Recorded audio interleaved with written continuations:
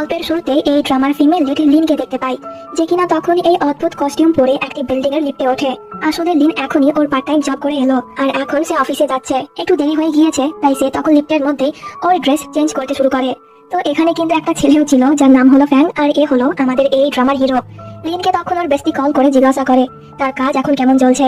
Lin বলে অনেক বাজে, আমার করার কোনো ইচ্ছে নেই, কিন্তু টাকার জন্য আমাকে করতে হবে। শুনেছি আজকে কোম্পানিতে নতুন একটি ক্লায়েন্ট আসবে, যে কিনা অনেক বেশি রুড আর অ্যারোগেন্ট, কিন্তু ওকে আমাকে ইমপ্রেস করতে হবে যাতে সে আমার সঙ্গে কাজ করে। আর কথায় কথায় লিন তখন ওর জিনিসপত্রগুলো ফ্যাংয়ের হাতে ধরিয়ে দিচ্ছিল, কিন্তু ফ্যাং এটাই কিছুই বলছিল না। তো ইতিমধ্যেই লিফটের দরজা খুলে যায়, আর লিন সামনে ওর বসকে দেখতে পায়।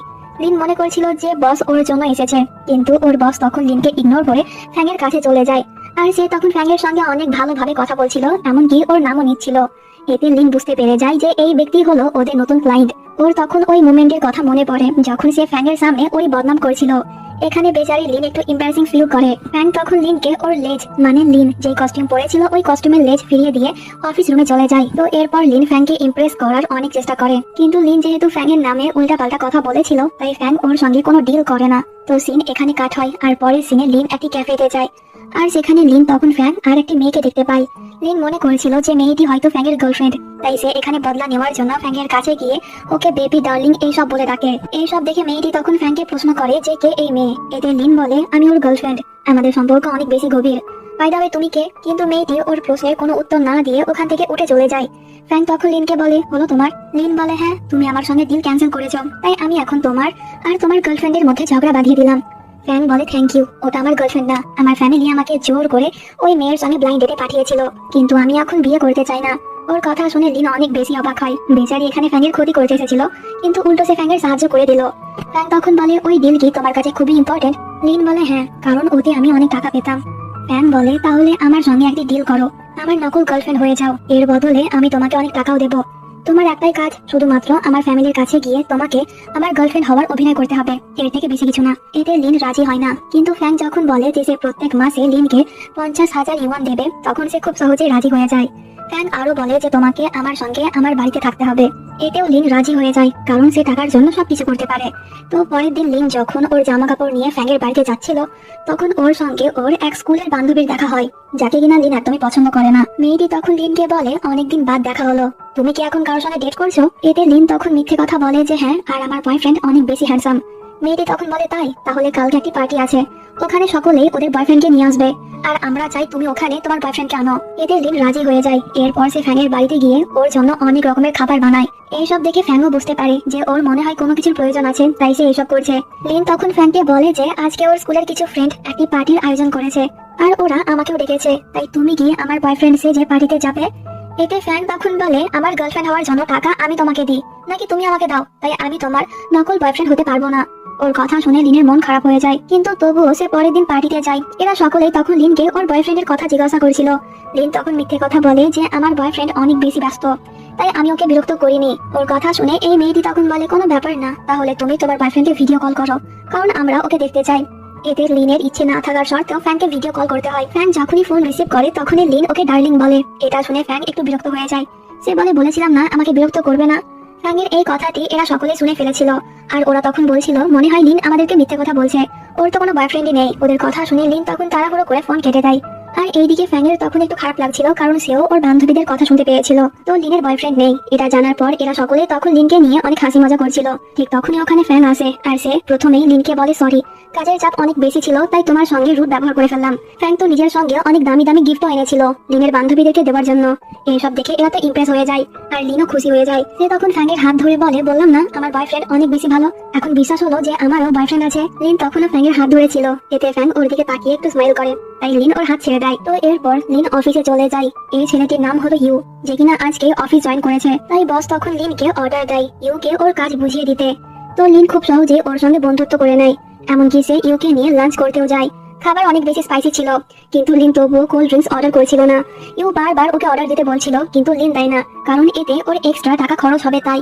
এমনকি লিন যে খাবারগুলো খেতে পারেনি ওগুলো সে প্যাকও করে নেয়, বাড়িতে গিয়ে খাবে তাই। এতে ইউ বুঝতে পারে যে লিন একটু কিপটে। তো এরপর রাতের বেলায় লিন ফ্যাংয়ের বাড়িতে যায়, কারণ ফ্যাং ওকে ডেকেছিল। লিন তখন ওর সঙ্গে কিছু খেলনাও এনেছিল। ফ্যাং জিজ্ঞাসা করে যেগুলো কার জন্য। লিন বলে তুমি তো বলেছিলে যে তোমার মা আর ছোট ভাই আসবে, তাই তোমার ভাইয়ের জন্য এসব। কিন্তু ঠিক তখনই আমরা ওখানে ইউকে দেখতে পাই।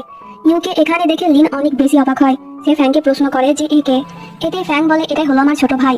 আর ইউ যখন জানতে পারে যে লিন আসলে ফ্যাংয়ের গার্লফ্রেন্ড, তখন সেও একটু অবাক হয়। তো লিনের ব্যবহার দেখে ফ্যাংয়ের মা ইমপ্রেস হয়ে যায় আর লিনকে ওর পছন্দ হয়ে যায়।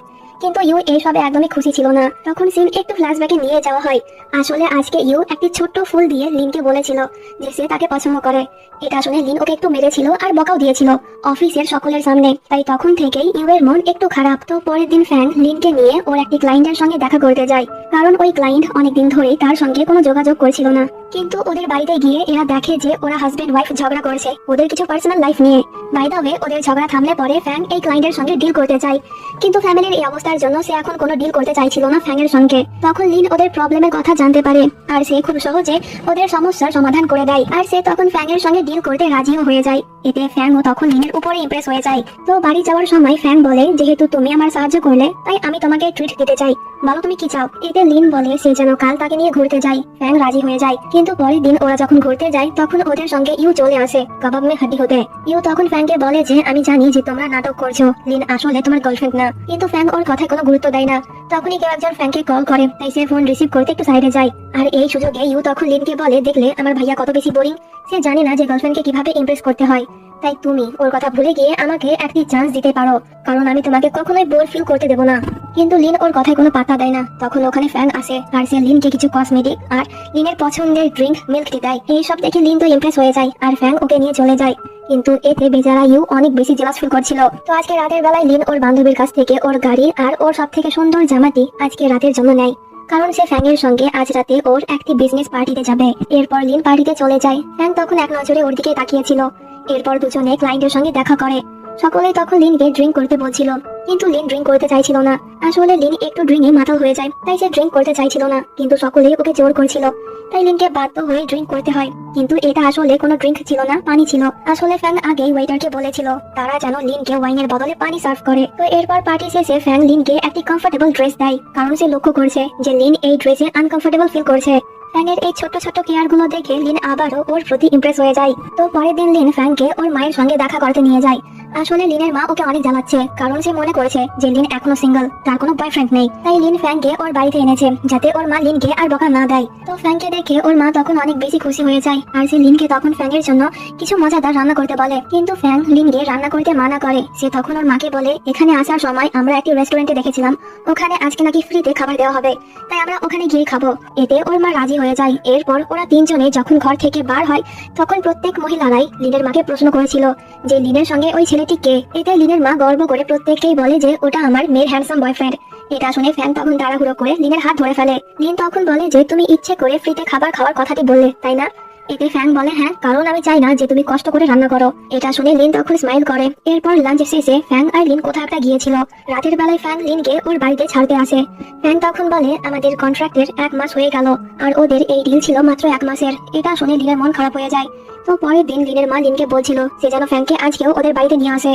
কিন্তু লিন তখন ওর মাকে বলে দেয় যে ফ্যাং ওর সঙ্গে ব্রেকআপ করে নিয়েছে। এটা শুনে ওর মা অবাক হয় আর সে তখন লিনকে অনেক বকাও দেয়, কারণ সে মনে করেছিল যে লিনের কোনো ভুলের জন্যই ফ্যাং ওকে ছেড়ে দিয়েছে। তো এরপর লিন যখন মন খারাপ করে অফিসে যায় তখন ইউ ওকে বলে, আমি শুনলাম যে তোমাদের নাকি ব্রেকআপ হয়ে গিয়েছে, এটা কি সত্যি? লিন বলে, কিসের ব্রেকআপ? আমরা তো কখনো ডেটই করিনি, আমাদের মধ্যে জাস্ট একটা কন্ট্রাক্ট ছিল, তাই এতদিন আমরা দুজনে নকল গার্লফ্রেন্ড বয়ফ্রেন্ড হওয়ার অ্যাক্টিং করছিলাম। ইউ তখন বলে, এখন যেহেতু সব শেষ, তাই তুমি কি আমাকে একটি সুযোগ দেবে না? আমি তোমার বয়ফ্রেন্ড হতে চাই। এতে লিন কিছু বলতে যাবে তখনই সে ওখানে ফ্যাং আর একটি মেয়েকে দেখতে পায়। দুজনে তখন হেসে হেসে কথা বলছিল। এটা দেখে লিনের মন আরো খারাপ হয়ে যায়। এই মেয়েটি ইউকে চিনতো, তাই সে ওকে জিজ্ঞাসা করে যে এই মেয়েটিকে।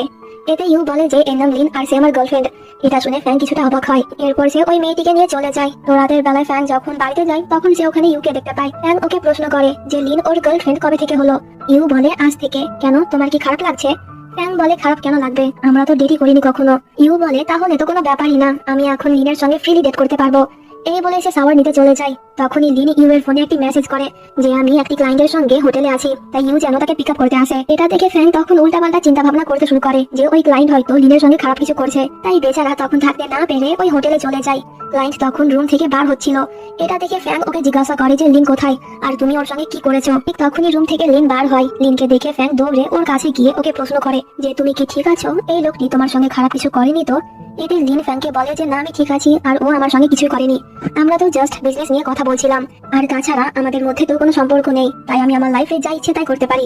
তুমি তো এমনিতেও আমাকে পছন্দ করো না। ওর কথা শুনে ফ্যাং তখন বলে, তুমি কিভাবে জানলে যে আমি তোমাকে পছন্দ করি নাকি করি না? লিন বলে, তুমি তো বলেছিলে যে আমাদের কন্ট্রাক্ট শেষ, এর মানে তুমি চাও না যে আমি তোমার সঙ্গে থাকি, তুমি আমাকে পছন্দই করো না। ফ্যাং তখন বলে, তুমি একটা পাগল, আমার পুরো কথা না শুনেই ওই রাতে তুমি চলে গিয়েছিলে। আসলে আমি তোমার আর আমার মধ্যে কন্ট্রাক্ট শেষ করে আসল সম্পর্ক তৈরি করতে চেয়েছিলাম, বিকজ আই লাইক ইউ। ওর কথা শুনে লিন তখন বলে, আমার বিশ্বাস হয় না, মনে হয় তুমি পাগল হয়ে গিয়েছো। এই বলে লিন ওখান থেকে চলে যাচ্ছিল, কিন্তু ফ্যাং তখন জোর করে লিনকে কিস করতে শুরু করে। এতে লিন অনেক বেশি অবাক হয়। তো সিন এখানে কাট হয়, আর পরের দিন আমরা লিন, ফ্যাং আর লিনের একটি বান্ধবীকে দেখতে পাই। লিনের বান্ধবী তখন লিনকে বলছিল, আমি তোর জন্য একদম পারফেক্ট একটা ছেলে পেয়েছি যে তোর সঙ্গে ডেট করতে চাই। ওর কথা শুনে ফ্যাং তখন বলে, তুমি কি পাগল? আমাকে দেখতে পাচ্ছ না? আমরা তো এখন ডেট করছি। ওর এই কথা শুনে লিনের বান্ধবী তখন কিছুটা অবাক হয়। তো পরের দিন লিন টেম্পলে যায়, কিন্তু সে ওখানে ইউকে দেখতে পায়, যে কিনা গডের কাছে প্রার্থনা করেছিল লিন যেন ফ্যাংকে বিয়ে না করে, কারণ সে তাকে খুব ভালোবাসে, আর সে যদি ওদের বিয়ে ভেঙে দেয় তাহলে ইউ অনেক টাকা দান করবে। ওর এই কথা শুনে লিন তখন হেসে ওঠে। লিনকে দেখে ইউ কিছুটা অবাক হয়। এরপর সে লিনকে বলে, তুমি কিভাবে আমার ভাইয়াকে বিয়ে করতে রাজি হলে? ফ্যাং তো তোমার থেকে বয়সে অনেক বড়, ও তোমার ফিলিংস ঠিক মতন বুঝতে পারবে না, আমি বুঝতে পারবো, তাই প্লিজ ওকে ভুলে গিয়ে আমাকে একটা সুযোগ দাও। ওর কথা শুনে লিন তখন ফ্ল্যাশব্যাকের কিছু কথা মনে করে, যেখানে ফ্যাং ওর অনেক বেশি কেয়ার করেছিল। তাই সে তখন ইউকে বলে, তুমি ঠিক মতন ফ্যাংকে চেনো না, ফ্যাং আসলে অনেক ভালো একজন মানুষ, সে আমার জন্য একদম পারফেক্ট, আর গড মনে হয় তোমার জন্য অন্য কাউকে রেখেছে যে কিনা আমার থেকেও ভালো হবে, তাই অপেক্ষা করো। এই বলে লিন ওখান থেকে চলে যায়। তো এরপর ফ্যাং লিনকে নিয়ে ওর মায়ের সঙ্গে দেখা করাতে নিয়ে যায়। ফ্যাংয়ের মা তো আগে থেকেই লিনকে পছন্দ করতো, তাই ওদের বিয়ে নিয়ে ওর কোনো আপত্তি ছিল না, এমনকি সে তো ওর কিছু গয়না লিনকেও দিয়ে দেয়। তো এই কিউট মোমেন্টের মধ্যে দিয়ে এই ড্রামার হ্যাপি এন্ডিং এখানে হয়ে যায়।